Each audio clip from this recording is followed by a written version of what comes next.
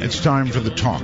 I'm going to open the lines because Preston Dennett is so fascinating. I know that some of you have questions. So here's the talk. The best way to reach us is Skype. It is the cleanest way, actually. If you can get a good Skype connection, for example, on a smartphone, doesn't matter whether you've got an iPhone or whatever kind of smartphone you have. Android, doesn't matter. Put Skype on it, and then get yourself ready. And the way you get ready is to dial MITD 51. If you're in North America or Canada, MITD 51, Midnight in the Desert 51. And then it'll be in your list, and you can, even though I haven't, pair it up with you, as it were, you can hit that any time and call. It's that easy. It really is that easy, especially on a smartphone. Or, of course, a computer. And if you're on a computer, you need a headset. Now, if you're outside of North America, anywhere else in the world, worldwide, it's MITD 55. MITD 55. Then, one more thing. We've got a public number, a telephone number. You can call that and get on the air. But you've got to let it ring until it's answered. Please don't get discouraged. We're not screening calls. We'll just take them as we get them, but we won't put you on hold.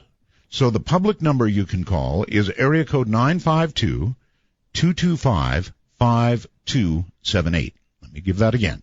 The public number is area code 952-225-5278. All that said, Preston, are you there? I'm here. Okay, you can imagine a lot of people have questions about this kind of thing. So we're going to go to some of them, if it's okay with you. Oh, yeah, bring them on. Trust me, they'll come. Anne, hello there on Skype. You're on the air. Anne. Oh, Anne, this is Dino. Well, Dino, it says Anne there, A-N-N-E. What am I supposed to do? I know, it must be my wife's name. How you doing, Art? Just fine. Yeah, hey, I'm calling from the Facebook group Talking Midnight in the Desert with Art Bell. Really? Okay. Shut up. Yeah, hey. Yeah, interesting guest you got going here. Oh, yeah. Yeah. It's an interesting topic, and it's real. I've interviewed so many people about this, and they sort of say the same thing. Now, Preston gave me more of the possible negative side than others have. Other than that, though, the process, how it's done, all that seems the same. So. Yeah, I mean, I've tried many years to get to that point. Still can't get there. I don't know if he has any any help for us who can't get to that point. Right. Because I've been trying. Can't get there, though. Preston? Right. Well, there are different ways to approach it.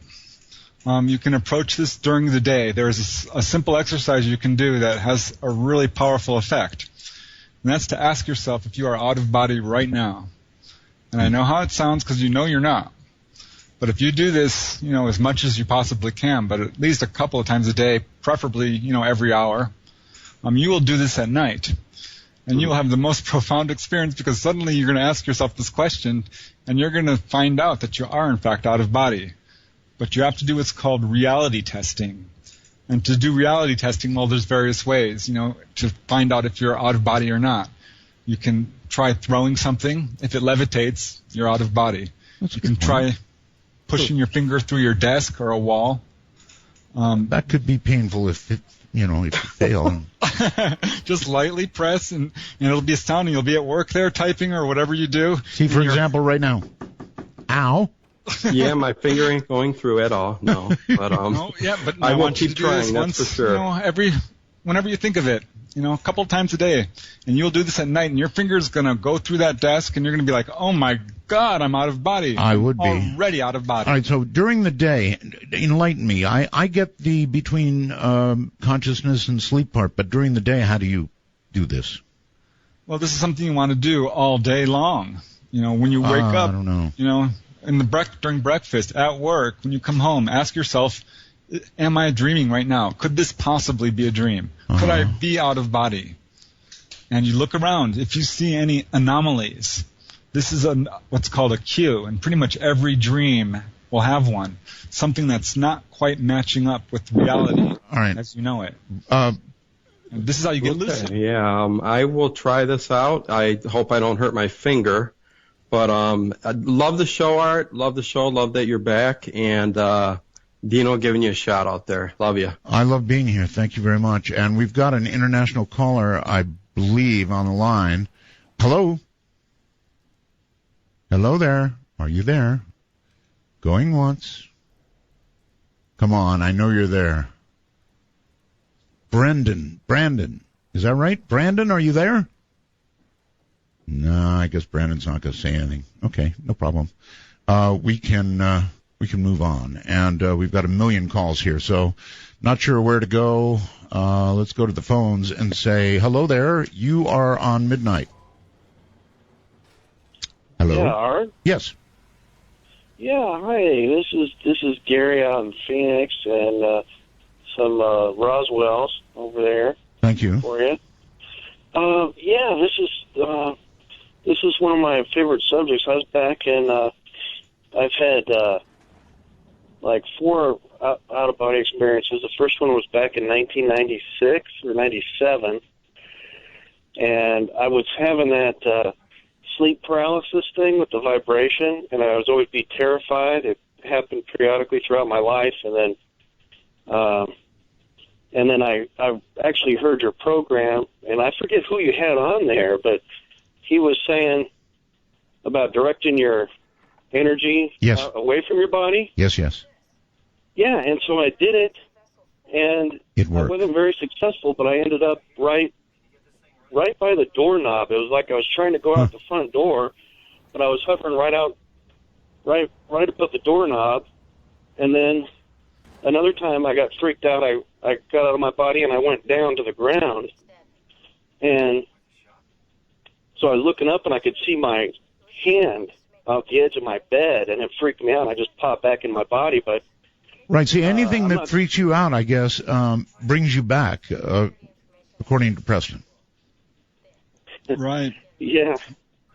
Right, that's absolutely what happens. Yeah, there's all different kinds of ways of getting out of your body. The best way is to do visualizations of some kind, and by usually something involving movement, like being on a swing set maybe, or the bow of a boat going up and down, or pretending that you're running down a pathway. There's various things like this, spinning in a circle. All of these will spin you right out of your body, and it's a very easy way to do it. Okay, those are actually pretty good tips. I appreciate it. Thank you very much. And here is Triana, I think. You never know whose name is on the Skype. It could be somebody else. But it says Triana. Hello. Hi, Art. This is Trina in Chattanooga, Tennessee. Trina, okay. You're really loud, Trina, so just back away a little bit. Okay, is that better? It is. So much better, yes. Okay, great. Roswell's. Thank you. I just wanted to call in and make a comment. I got a little bit spooked a few minutes ago. Your guest was talking about something reaching out and grabbing his leg. I knew it. See, I knew that. Yeah. I'm beginning to wonder if your guest was there in my experience, because I experienced that exact same thing. Oh, Preston, did you grab her ankle? The funny thing about it is I was in a room where there were lots of like little baby gray hands. Ooh. They covered the room. The entire room was covered with these little hands. But one huge gray hand came out from the middle and grabbed my leg. But I was paralyzed. Yeah, sure. So I couldn't get away from it. And it was the scariest thing I have ever experienced in my life. Okay, Triana, did it snap you back to your body? It did. I did wake up, but I could still feel the hand on my leg. Oh, God. Well. That was the scariest part about it. Yeah. Preston, something like that could scare you so much that you would never, ever try it again. Yes? Yeah, that's true. I think, but if you read the books about it, you'll see that there's some amazing things that this can do for you, and there are ways to protect yourself. You can do white light meditations, and as you get good at this sort of thing is not a problem at all. You automatically pop out into the very high realms. Giant gray hands, they're a problem for me, and obviously for Deanna. Are you, Deanna, are you going to try it again, hon, or are you finished? No. Well, see, actually, I didn't try it the first time. It just happened to me. Oh. I just went to that weird place, and it was like, I don't know, it wasn't a dream.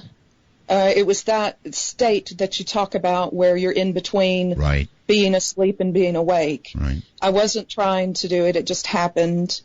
But I would certainly never try it now that has happened to me. So even after all the encouraging things, the very encouraging things that Preston has said about this, it's a big no. As of right now, it is a big no. If I were to have a positive experience without trying it, then I may go forward with trying it more often in the future. But after this, I would never just go for it and try it. I get it. I would love to have the experiences that some of these other people have had, where you go and you see friends and family and loved ones. Mm-hmm. But after this, I just don't know if I could go there. Okay. I so get it, Trina. Thank you very, very much. Thank you so much for taking my call, Art. Oh, and you're very we're really welcome. glad that you're back. Do it again. Call again. Thank you. So, Preston, there you go. She got scared so profoundly. Yeah, well, the thing is, this is something that I would encourage everyone to do because sooner or later we are going to die. And it gives us a huge leg up. Yeah, but this is like practice. It absolutely is. And you can grow spiritually leaps and bounds by doing this kind of stuff. Not to mention the clinic. And here's another thing that we haven't even talked about. This wakens up your psychic abilities so profoundly that, I was coming home with dreams that were coming true on a pretty much daily basis. And it translated into waking clairvoyance. And I've had so many, really profound psychic experiences as a result of doing this. Well, okay. Those are encouraging words. Here's somebody called Tristamy21. Are you there? Hi there, Art. I get to see your picture, Yeah, it's a little offensive. Sorry about that. Well, yeah, it's two fingers up in the air. Both trying to send me a message there. I was almost didn't answer you because of that. I'm sorry. Yeah, that's an old picture. You might want to modify that. Not a lot of people would answer that, but No. Well, yeah. I go on screen, so what the heck? Yeah. Sorry about that. So anyway, go ahead. Yeah. I've had something happen. It was when I was younger. I actually fell off a cliff and landed on my back, and I couldn't stand up. I couldn't move. It was like paralyzed. Wow. And it seemed like an out-of-body kind of experience. It was really surreal. Things were quite odd. Do you think you were conscious the whole time or not? I don't know. It was just really bizarre. I don't know how to explain it. Never felt anything like that in my life before, though. And I couldn't move, and then all of a sudden, after that, I got up and I could walk again. I thought I was paralyzed, though. How far did you fall? About 15 feet. Oh, my God. Yeah. Yeah, you should have been out cold, for sure. And maybe you were. Who knows? Well, yeah, I landed right on a rock on my spine, basically. Ay. Yeah. Okay, so maybe you went to the clinic. I didn't go anywhere. Well, I know. But you were okay. Yeah. You said you got up and could walk. Yeah, I don't know what happened, how that happened. I thought I was paralyzed. Usually you fall 15 feet onto a rock. Mm-hmm. No walkie. No walkie. You don't walk right. So. Well, what's interesting about that is that's getting the wind knocked out of you to the point where it's actually knocking you right out of your body, partially. And this is actually pretty commonly reported in falls. Really? People will find themselves standing next to their body for a brief second. And then slip back in or feel kind of dissociated. They might see glows or just have difficulty, just like you're describing, actually. Exactly what's different.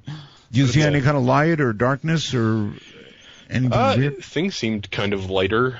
It was a long time ago, but yeah. Still amazing. Yeah, I just can't even really describe it. All right, well, close enough. 15 feet onto a rock. My God. Yeah. Change the picture, trust me. Well, I'm lucky. Yeah, I can walk. Right.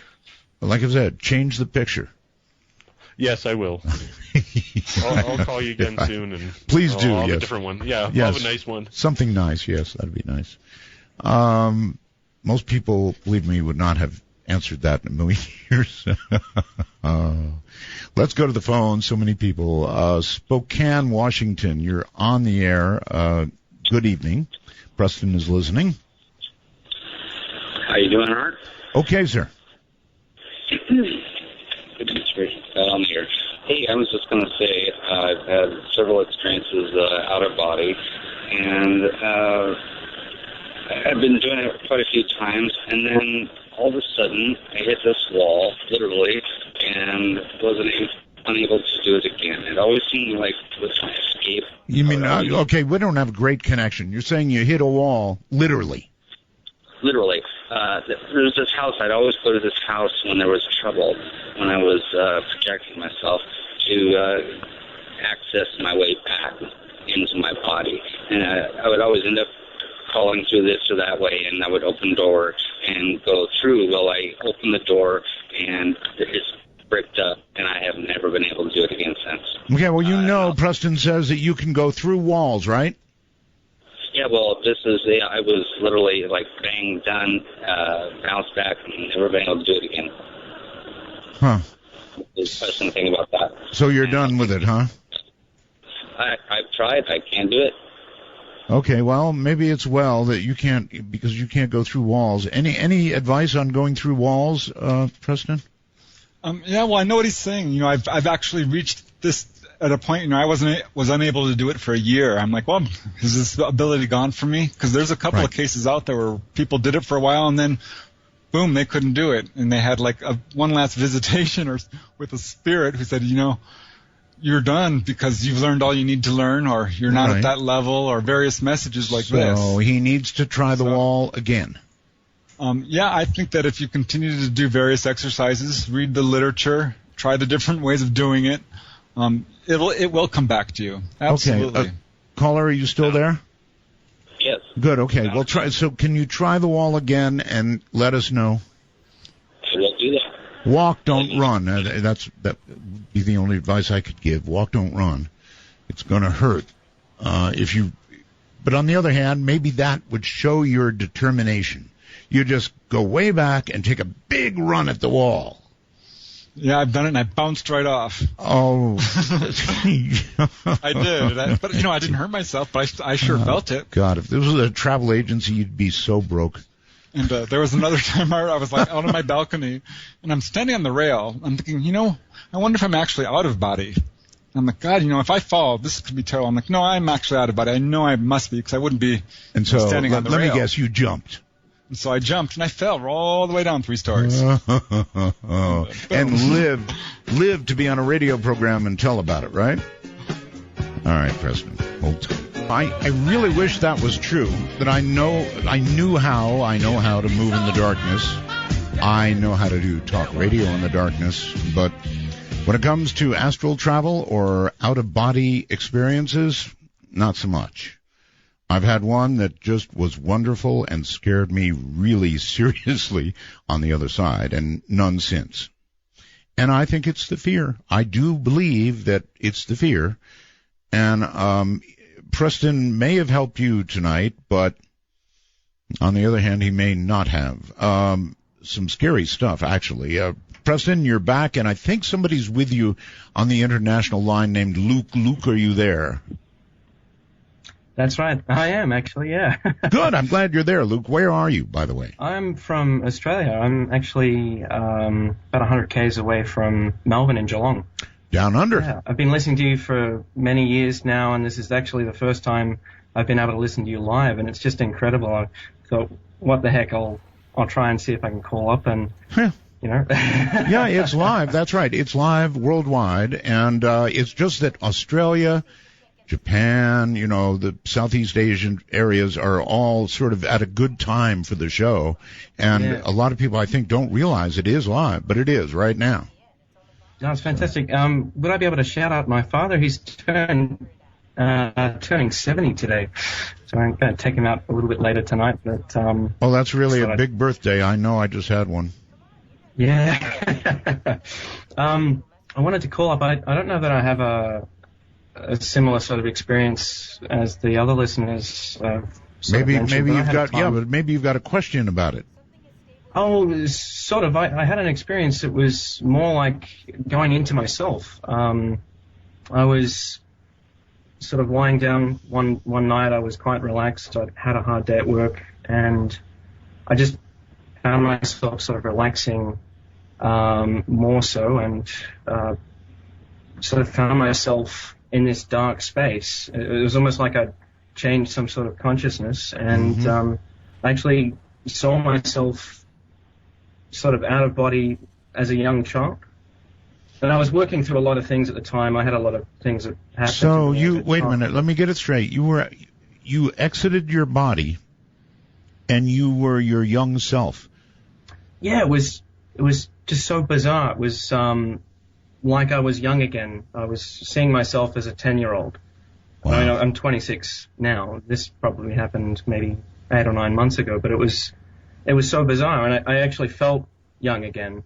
I sort of felt my mind slow down to how it had when I was, that age. I was thinking about things that I hadn't thought about for many, many years. Wow. It was just insane. That's pretty wild. That's pretty wild. I mean, to actually feel young and to understand that feeling is pretty amazing. Preston? Yeah, I know exactly what you're talking about, Luke. What's really interesting is when you go out of body, time collapses to a certain extent. In fact, the farther you go, you can effectively travel in time. And sometimes when you pop out of body, you go to the past. You can go to your childhood or connect with that, or even the future for that matter. I get what you're talking about. I think it's so cool. I mean, just to feel that young again, to remember what it felt like.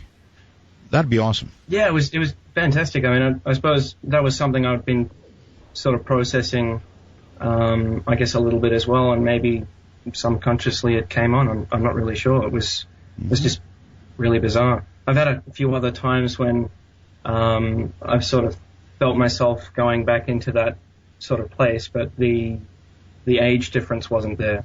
But it always seems like I'm going in on myself, not traveling out elsewhere.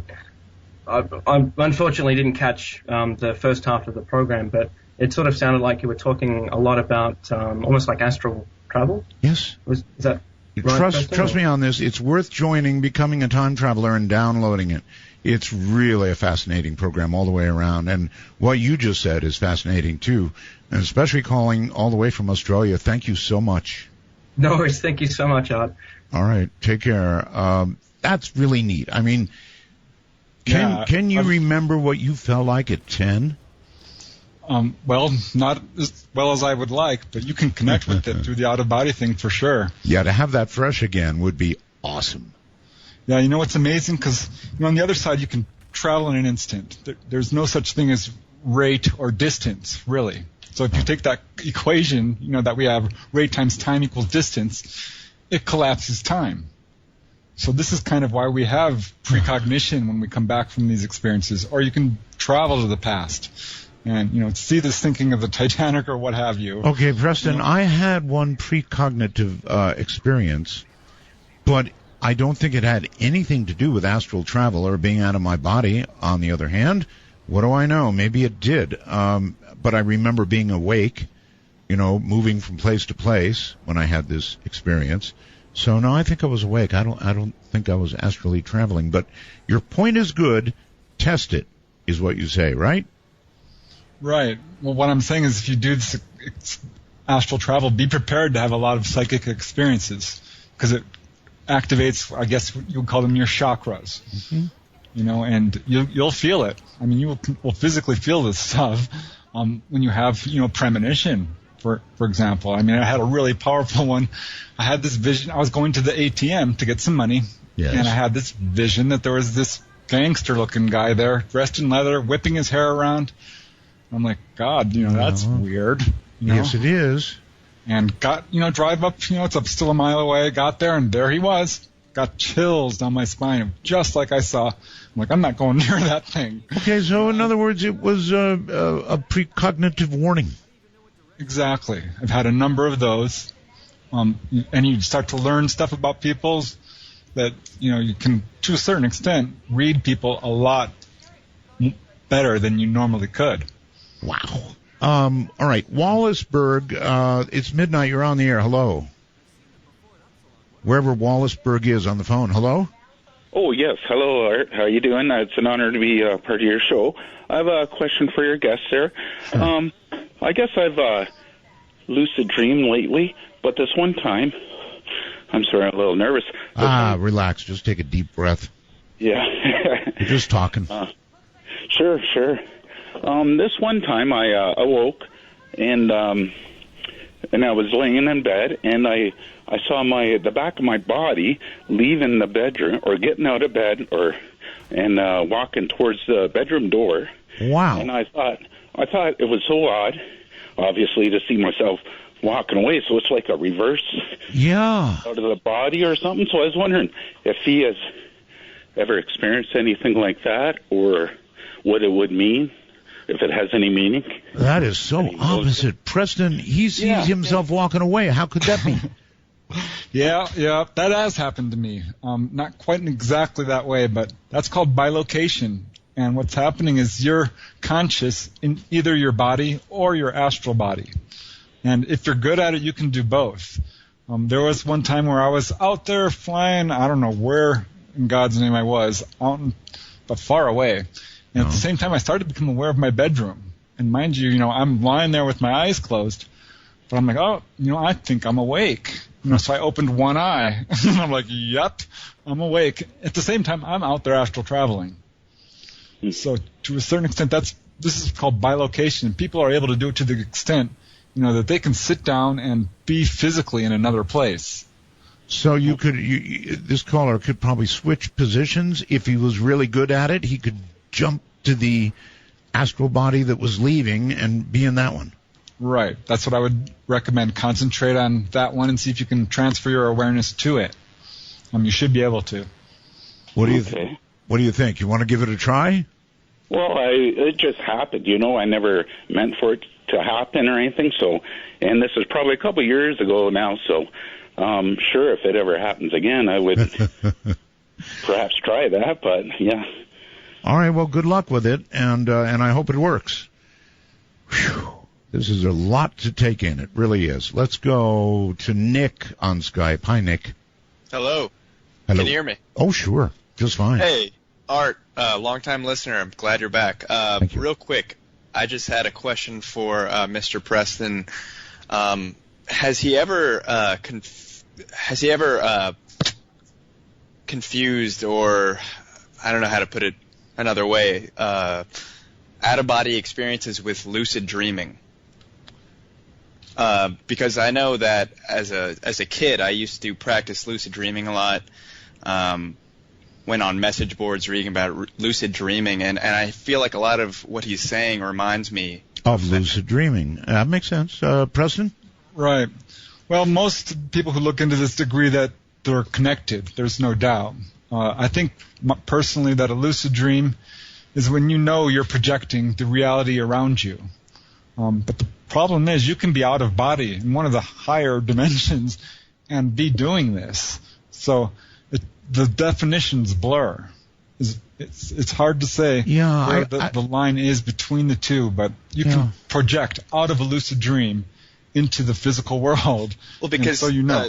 I have felt the whole out-of-body experience thing. One time I was asleep on a couch and I was in a strange place, and all of a sudden I was half awake, half asleep, and I felt like there was someone sitting on my chest. A scary voice kind of came into my head, and I sort of saw myself in the room. But that only happened one time. But I've had lucid dreamings happen. I've had lucid dreams a lot more than that. And I felt like there was a distinct difference between those two things. You don't think there's a distinct, difference between the two? Well, there's sort of gradations, I would say. It's very hard to divide them apart because some people feel that the lucid dream is superior to the normal out-of-body experience. I think they're separate. There are certain levels to dreaming. In the very beginning, you have dreams, which are just the things you did throughout the day, the movies you saw. Then you move up to a psychological level of dreaming, where you're dealing with your fears and desires. And then you bring in lucid dreaming, and you can deal with those in a conscious way. But at some point, you don't dream like a normal person. You're awake all night and never actually fall asleep.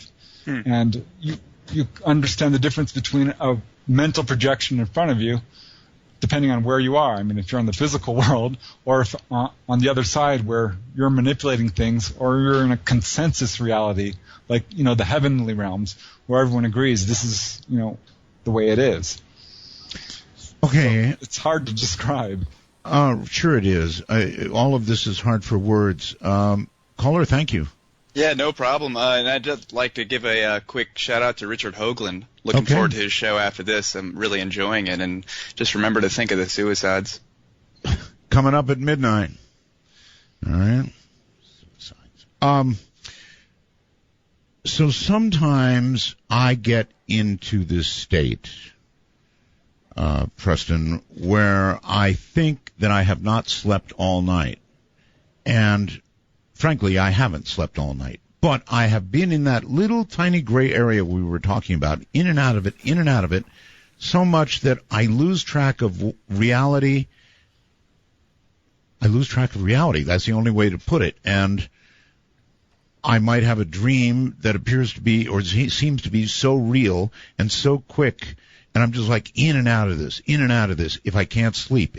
Most of our dreams occur, I'm told, in that area between sleep and wakefulness. Is that true? Right, the REM state. Right. Absolutely. Right. But like I said, we all go out of body every night, and the truth is we're not unconscious. We're conscious on the other side. We're talking to our relatives. We're having experiences. We're planning out our days. Right.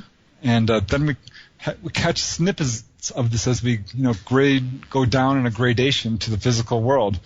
There's been times when I've been so far up there that I had to stop at each level and write this down in a dream diary, take that one down a level, and write that down, and so on until I'm finally am I really awake now?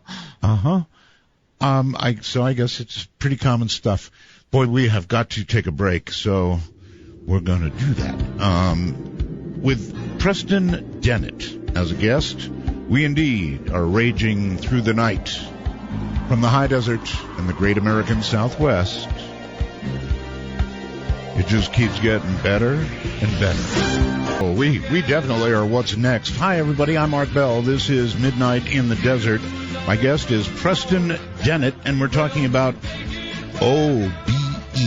And I get messages on the computer, and so here is one for you, Preston. This comes from Joe, and he says, can OBEs allow you to travel to different points in time as well? Time. Yes. I mean, that's what the one caller said, right? He was 10. Right. It's really startling when it first happens. You're like, what's going on? But, you can travel to the past or the future. I think the future is a little bit harder because you get, probable realities and you're not sure if these things are going to happen or not. But you can try to travel to the past. I tried to see the Titanic, but I was not successful. Really? Yeah, I figured. So you can travel to important times in history. People have been successful at doing this. It's sort of a psychic, investigations. Sort of time travel, actually. Right, absolutely. We have the ability to do this. Time is not what we think it is. It's on the physical plane, at least, it's a fault of perception. The truth is time is simultaneous. All right, all the way across the country. Florida, DeLand, Florida, I think. You're on the air. Hey, Art. Hey, caller. Yeah. I have you to thank for all my out-of-body experiences I've had over the years. Really? You heard some of my old shows on them? Oh, your first show I listened to was the night Chuck Harder, you were talking about Chuck Harder was missing. I don't know if you remember that. Oh, man, that was a long time ago. Sure, I remember. It was a long time ago. But my father had passed away, and my mother was an invalid. And my sister lived with her, and she used to go to work really early in the morning, and I used to get up and drive over to my mother's, and what I found out was it was interrupted sleep was causing it, but you had Albert Taylor on one night. That's right. And he was describing it, and I had the vibration thing a couple of times, and you feel like you're going to die. I mean, it's a frightening thing. I'm laughing, but it is frightening. Yeah, but what I was wanting to say to you is, when you get to that point, that's as scary as it gets. Once you just are there, you just get out of bed real quick, roll out, and you'll be standing there, and it's really cool. But there's some things that I've noticed. I've had a lot of them, and there's certain things that I've read a lot of different books on it too because of it, and I've made some little bullet points. I've seen these guys. They look like monks with the hoods, like Grim Reapers without the sickle. I went to talk to one of them, and he just turned into like a stone pillar. Really? See, that's not necessarily encouraging. That's not an ankle grab, but that's, No, but I've had the grabbing and stuff. That's, yeah, I've had that laying in bed, and I've had a lot of these things, but there's certain things, like I've never seen the silver cord, really. One time I thought maybe, but for the most part, no. Well, it's a good question, Preston. Do people see that cord? Do they actually see it? I never did. I looked for and finally I'm like, you know what, I'm going to see it, and I finally did. I was going to say, otherwise, how do you know it's there? Well, it's there because enough people report it, and if you look hard enough, you can find it. For some people, it's a tiny little filament. For others, it's a big white hose. Right. Some people never see it at all. Some people see it symbolically. I'd want to see it, and I'd actually want to test its tensile strength.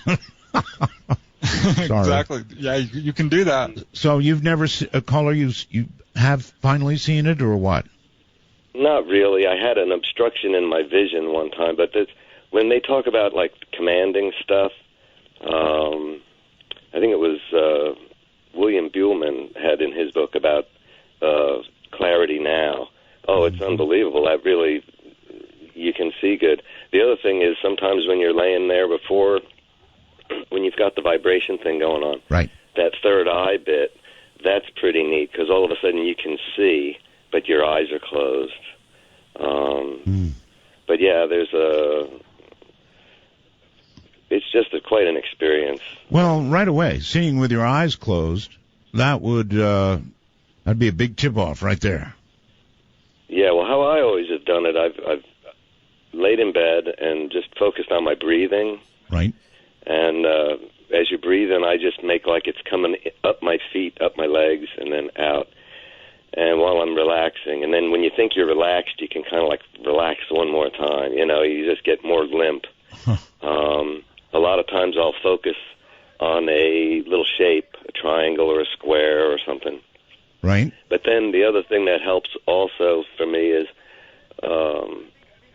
thinking about I think it was Albert Taylor might have said it, but thinking about where you are in your body, and it's like, 2 inches behind your eyes or whatever, And when you think about that, you get to where you don't feel your arms and legs anymore. You're just so relaxed. But that's usually when you hear the roaring sound or the people talking to you or what. I mean, it's very strange. But once anymore, I haven't had one in quite a while. But I noticed when I was doing it, I got to where I could have them pretty much every night if I wanted to. But it drains you something terrible. I mean, sure. If you do it back to back, couple of nights, you feel like you've been hit by a truck. I mean, And then what happens is you get so tired, you just, when you go to sleep, you just won't have one. But what did it for me was the interrupted sleep, and I didn't know what it was. And like I say, going over to my mother's in the mornings there, and then laying back down to get another hour or two of sleep. And when I first had it, I didn't know whether to go to like the hospital or what, because that vibration feeling and you just feel like you're going to die. It's very unsettling. But like I say, I had that several times, and I had no idea what it was. But then I heard Albert on your show talking about it, and he was saying about, you have to just go with it. And it's scary to do, but the first time I did it, well, it's easy to say. It's easy to say, but it's not so easy to actually do if you're afraid. Well, no, I was afraid, and that was the thing. But Albert, was saying, you just got to go with it. And I just got to the point where I wasn't enjoying having the vibration thing all the time. Oh no! And then, like I say, as soon as you roll out, that's gone. That's the scariest part. Once you get to that point, that's as bad as from there on. It's just really cool. Then you can. I've stood on the moon, Art, and looked at the Earth, and picked up a handful of. It was like beach sand. Just I did the same thing. Did the same darn thing. Really? Yeah, I couldn't believe it. To hear you say that, it's so cool because that's exactly what I did. The first night that the first time I had it, I fell out of my body, and I was laying on the floor looking up at my legs on the bed, and it was like, and then boom, I was back. But then the next night, I was able to completely just roll out, and I got to the foot of the bed, and I was standing there. I could see my wife and myself sleeping, and I was a little hesitant to leave the room, and I did, like triple somersaults and stuff right there. It was just amazing. And then I was back. And after that, I got brave, and I thought, okay, I'm going to go somewhere. And I dove through the front windows in the bedroom, which I thought was going to take me out into, like, my front yard. I ended up in the tunnel with the light at the end. Wow. And that was quite a ride. And I got to the end of where the light was, and I stopped, and I thought, this isn't where I want to go right now. And I was right back up the tunnel and back in my body. I was about to ask you if you considered the John Lear thing at that point, but apparently not. Yeah, no, like I say, it's a lot. When you have it happen to you, there's just a lot of information all at one time because it's... And the other thing, and I forgot who it was that mentioned it. Got to be really quick. We're coming up on break here. I think it was Albert Taylor had mentioned about your higher self. Right. And I've requested that one time, well, actually more than once, but it's like an inverted tornado over your top of you with just swirling, and it's the most intense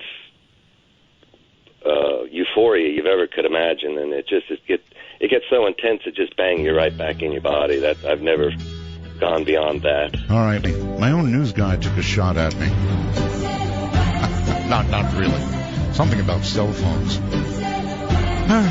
Anyway, Preston Dennett is my guest. We're discussing OBEs, and oh boy, are we ever.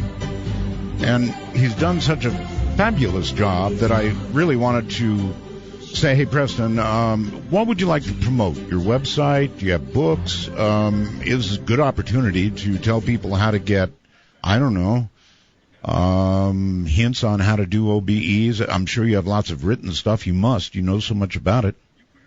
Yeah, I do actually have a book out. It's called Out of Body Exploring, A Beginner's Approach, and you can learn more about it on my website. And if you just Google my name, Preston Dennett, it'll take you right to my website, the actual website address. Okay, it sounds like Bennett, but it's not. It's Dennett, D-E-N-N-I-T-T.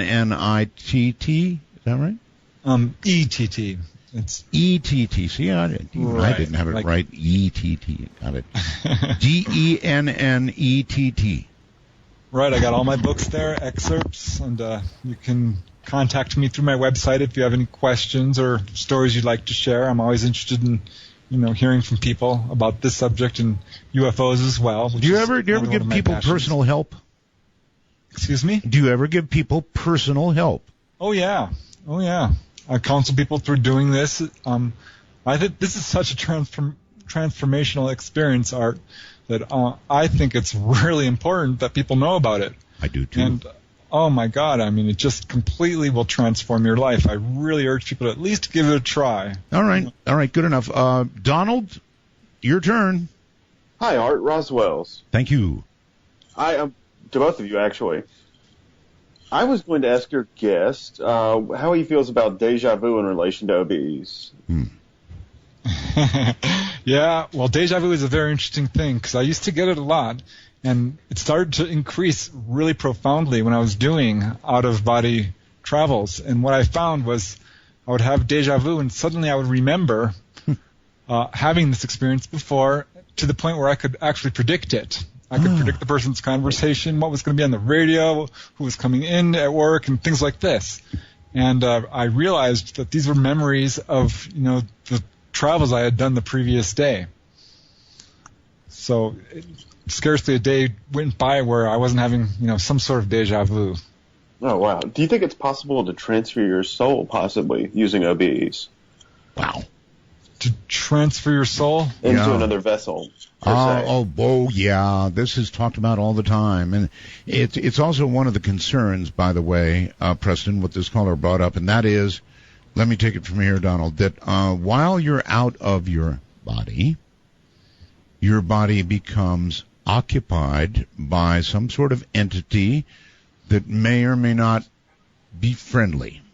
Let's just leave it there. Right. Well, it hasn't been my experiences that's true. What's the real case is when you're doing this work, you almost always have a guide with you, even if you don't perceive them. I felt like I was on my own, and I really still feel like that most of the time, because if I have a guide, they rarely show themselves. They have, but it's my understanding that they are there. And I have not found that to be a problem, even though I've done this many, many times, and I can't find any good evidence that this has ever really occurred. And as far as inhabiting someone else, well, to a certain extent, you can perceive other people's thoughts. Well, that's not the same as inhabiting another person. No, you can't. I mean, to kick them out of their own body or another person's body. Well, you mentioned you can't move things, that your hand just goes right through it, or that you can walk through walls. So presumably, you could walk into a person.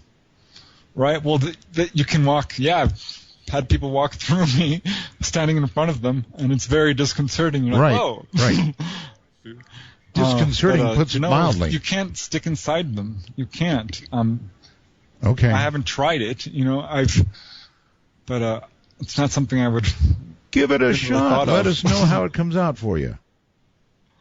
Well, I'm willing to give it a try, but it's not something I don't want to take someone over. I'm sort of messing with you here. Yeah, that was the obvious question. Is it possible to essentially take someone over? And you think can influence people. Oh.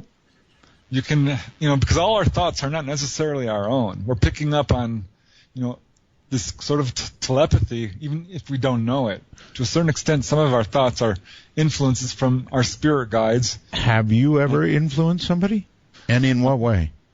No. I have tried. I'm like, I'm here. I've talked to people on the other side, my brothers and sisters who are alive, and tried to get them to remember what they were doing, and they could not. It's very much about memory, this whole astral travel thing. It's about awareness. It's about intent. Right. And, focus, these sorts of things. Okay, let's go to Edmonton, Alberta. You're on the air. Hello, sir. Art Bell. Hi. Hello. It's wonderful to hear you. Thank you. And welcome back from everybody. I'm sure you're sorely missed. And I'm actually shocked to be on the air right now, but I got to talk about this. Now, it was years ago when I was listening to your show, and that's the reason I have a name for what happened to me. Okay. I had an OBE, I guess what you're talking about. I was in college, and I was going through a pretty tough time. I really wasn't ready for the experience, and I had I guess what you'd say is a peak experience where I was doing a drawing, and it was art school. I was doing a drawing in the studio. It was late at night, and I guess I kind of felt like I had a pillar of light coming from the heaven. I felt like I was really connected to everything. But then I had an anxiety attack, I guess. So went home that night, and my dad picked me up from the hospital. And mind you, no drugs here. I'm not a drug user.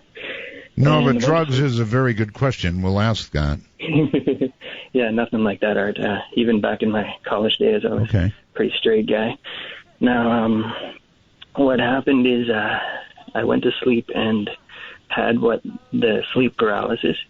And shortly thereafter, I saw the roof of my bedroom, the stucco on the roof, and it looked like the room was bathed in a kind of like a street lamp light. Now, I missed the earlier part of the conversation, but I don't know if that's common. Now, Preston, is there anything common about that? Oh yeah. When you go out of body, everything glows around you. The whole world kind of glows, and the higher you go, the brighter it glows. Okay. Wow. Yeah, and I had like the buzzing and all that, and there was anyway. My question is kind of, does that sort of physical and mental anxiety tend to cause those experiences? Because I haven't had a full OBE since then, though I have had sleep paralysis quite frequently, and I still have it, but it doesn't frighten me as much anymore because I kind of learned to live with it, right? It used to terrify me. Now it doesn't so much, but I wonder if you could tell me about that. Right. Well, absolutely. Yeah. Fear of death is where this sort of thing is, I think, coming from. It's the most pervasive fear that we have, and this is something that confronts it head on, and it can cause extreme fear and anxiety and terror, and it's something that we all have to work through. And this is why it's such a great thing for elevating you spiritually and working along the spiritual path. This is a great way to face your fears, I guess, is what I'm saying. All right, let me ask you about drugs. There are those who say they have experiences very much as you have described, or part of what you have described, with certain mind-altering drugs. Is this an avenue you have experimented with or know about? I have not experimented with it. I haven't taken hallucinogens or any of these so-called drugs which do apparently have an effect like this. And I do know of a couple of cases at least where people have had drug overdoses. And some of those people definitely go all the way to the light. They do, and they don't always come back, but some do come back with these profound out-of-body experiences that they've had. So it's possible to do it through the influence of drugs or as a result of drugs. It's not something I would recommend. Okay. There are various ways of doing this. People, do what you call diet purification things. You don't have to stop eating meat.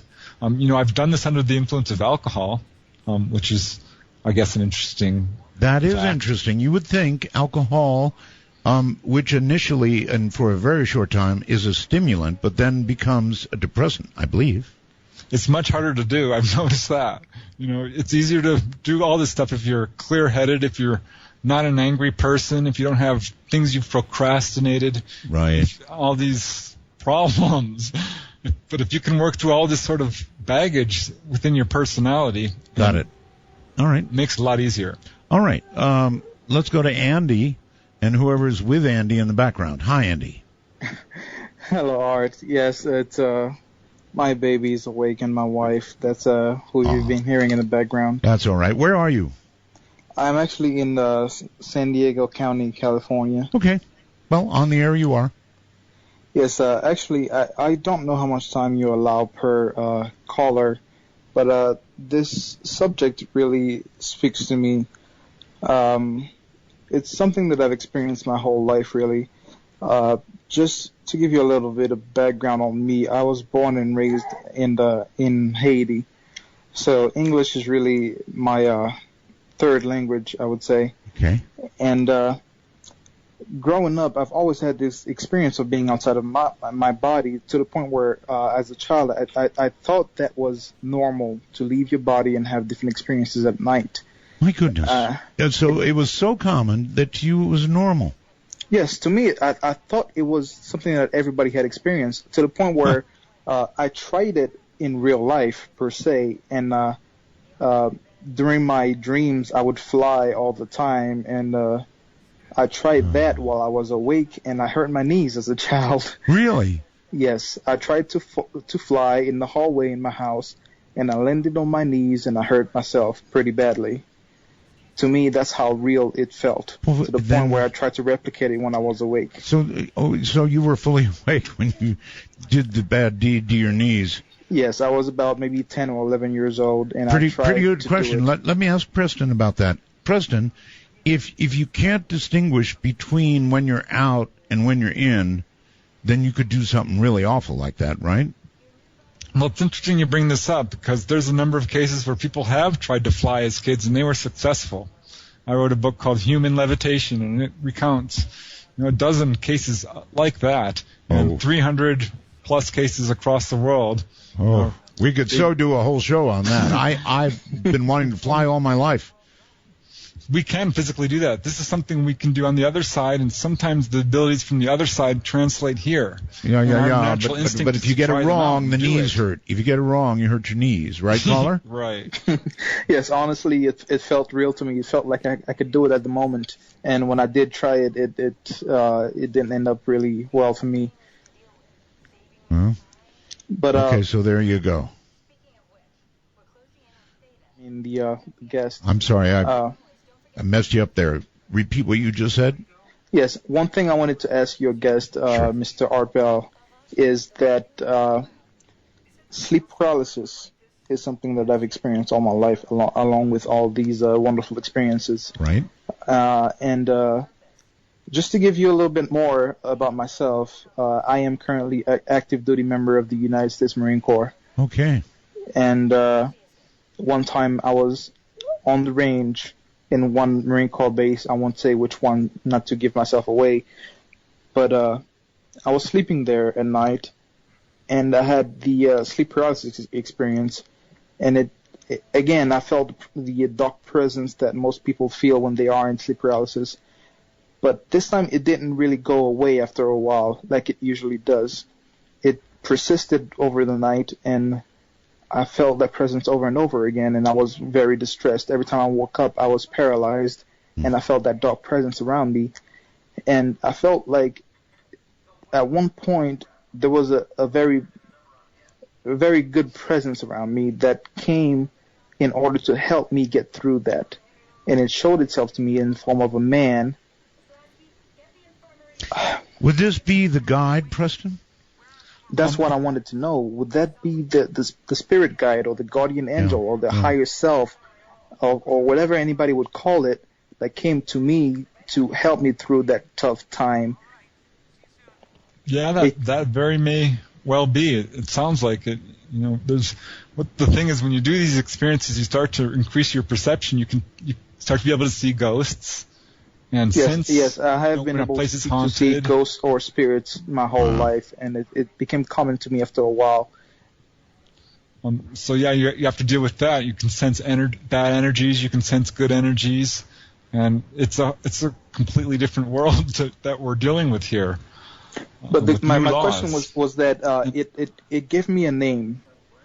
This is the first time that that anything I've seen in that weird state that I was in. Caller, I'm going to have to go. We're so short on time. I want to say hello to Brenda very quickly. Hi, Brenda. Hello, Brenda. Going once. Hello. Hello. It says Brenda. Is that you? Hello. I repeat, hello. Hello. Hello. Yes, hello. I hear an Australian accent. Speak. Not Australian. Oh, where are you? New Zealand? New Zealand, I shouldn't say close enough. It's a different country. Okay, we have only got a moment, so if you have a question, lay it on us. Just a wonderful program tonight. Well, that is so very kind of you to say. Thank you, and I will end it there. And once again, since we're about at the end of the show, give us your website, ways to learn more, because that's what people want. Right. If you want to go to my website, just Google my name, Preston Dennett. The actual website is prestondennett.weebly.com. But yeah, if you just Google my name, I've got all my books up on my website. Right. 16 or 17 of them, and a bunch of other stuff, excerpts, and I'd love to hear from people who've had this experience or have, want to learn how to do it, because definitely it's easy to do. You just have to take the effort and do it, knuckle down. Well, you obviously know a very great deal about it and have done a lot of it, which makes you such a joy to interview because, I don't know, you've been down, the good part, the bad part, you've been through it all. Preston, thank you for being on the program. Oh, it's been an honor. And Thanks. you can be sure, I'm sure we'll do it again, buddy. Awesome. Midnight in the desert, shooting stars across the sky.